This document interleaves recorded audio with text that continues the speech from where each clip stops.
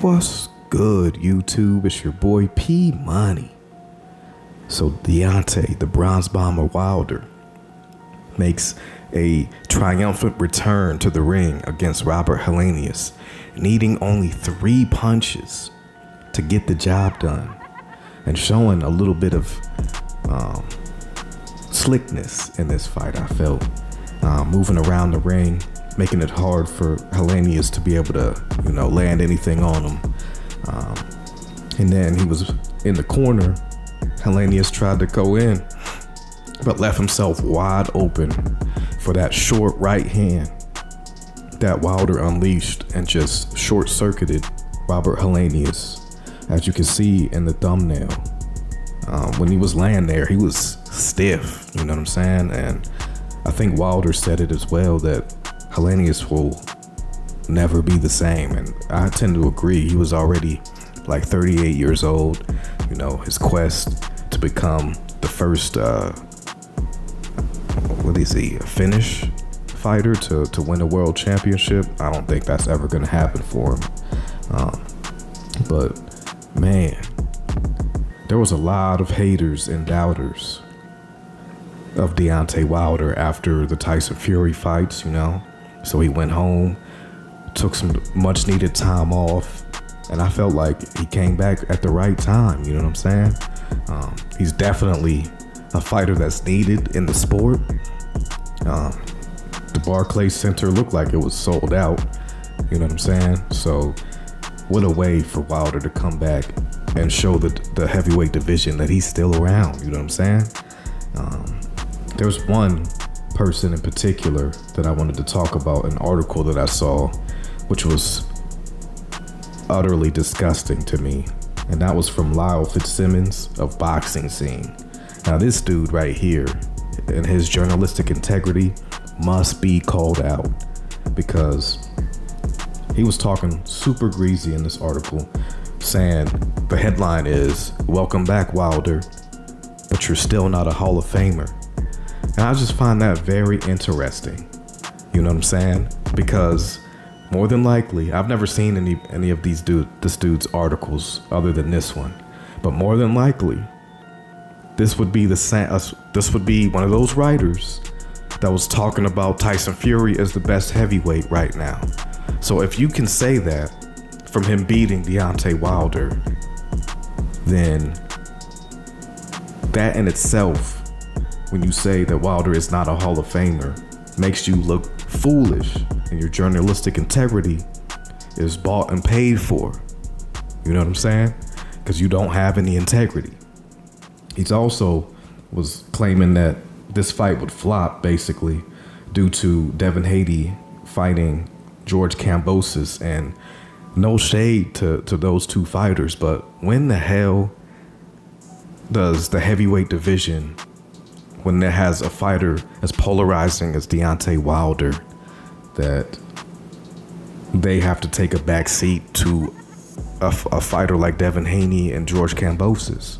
That's no shade to those fighters. They're both very good fighters, you know what I'm saying? But we're talking about the heavyweight division, man. You know what I'm saying?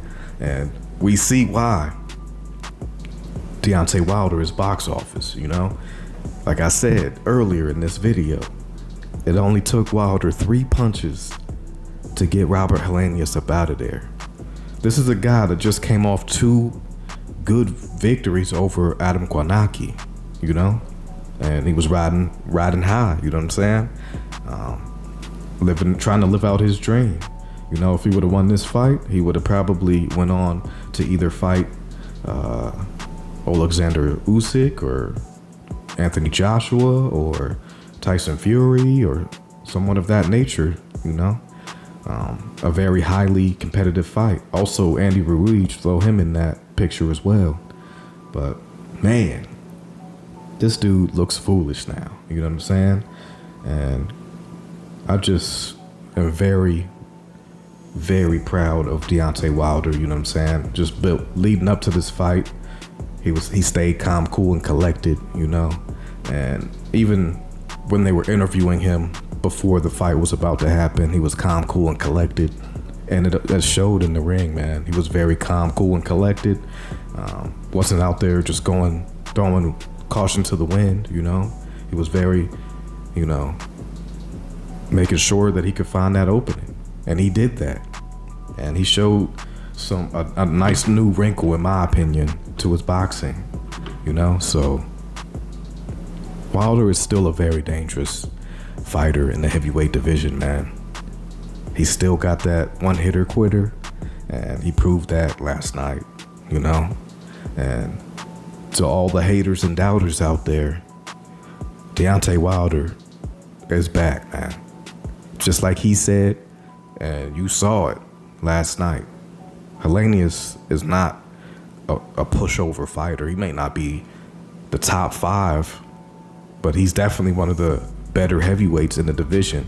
And for Wilder to be able to go ahead and take him on after coming off, what is it, about, they said, I think it was 370 days, so a little bit over a year off, and go in with him, that's just more proof that this dude is definitely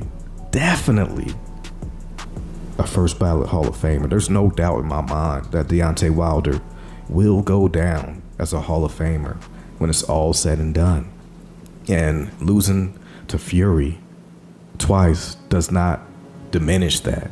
You know what I'm saying? If anything, it actually helps Wilder. If Fury continues to win and Wilder continues to win, they're both going to be Hall of Famers if you look at it, you know. But this isn't really about Fury. This is all about Wilder. And he's definitely a surefire Hall of Famer. 10 title defenses, you can't take that away. You know, like this dude was trying to discredit that, talking about, oh, the heavyweight division is not very good. Like, there's a lot of good heavyweights right now. I don't know what this dude is talking about.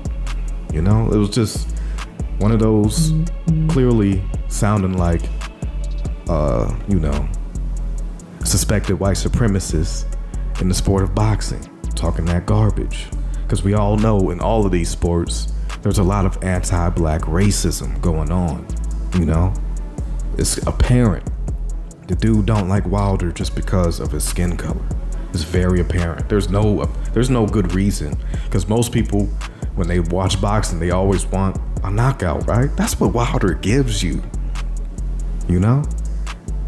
In every fight that he's ever fought in, them guys there's not very many guys that drop their opponents, you know what I'm saying? Wilder is one of those dudes that does that. You know? What everybody clamors for. They want knockouts. Wilder has 42 knockouts out of 43 wins. You know? He's got the highest KO percentage in heavyweight history. You know? The dude is a Hall of Famer, man. And he's a knockout artist. And he showed and proved that last night. So there's no ands, ifs, or buts about it, man. You can hate him all you want to. I'm sure he uses that stuff as fuel for motivation to do what he does in that ring. You know what I'm saying? And I liked his approach in this upcoming fight. He also just recently had that statue of him. What fighter that's currently fighting gets a statue made in his hometown? Name one. Name one. There is none that I know of, that I can think of. So this dude is definitely a Hall of Famer, man. There's no doubts about it. No doubt in my mind. Like, you can't tell me that this dude is not a Hall of Famer. He's done what he's supposed to do. People were scared to get up in that ring with him. Alexander Povetkin went on PEDs because he knew he was going to get his ass knocked out. Anthony Joshua really held them fights up. Like, them two probably could have had 2 to 3 fights already. You know what I'm saying? And it could have been a black person that was holding all of those belts. But Anthony Joshua was not confident in his abilities against Deontay Wilder. You know? And I still want to see that fight. I heard Wilder mention that he would love to have that fight in Africa. That would be beautiful, man. That would be a beautiful fight to see. Wilder versus AJ in Africa. You know? That would be legit, man. I'm sure that would be one of the biggest fights in Africa that's ever happened, you know? But I don't really have too much else on this one. This is your boy P Money. Tell me what you guys think, and I'm off this.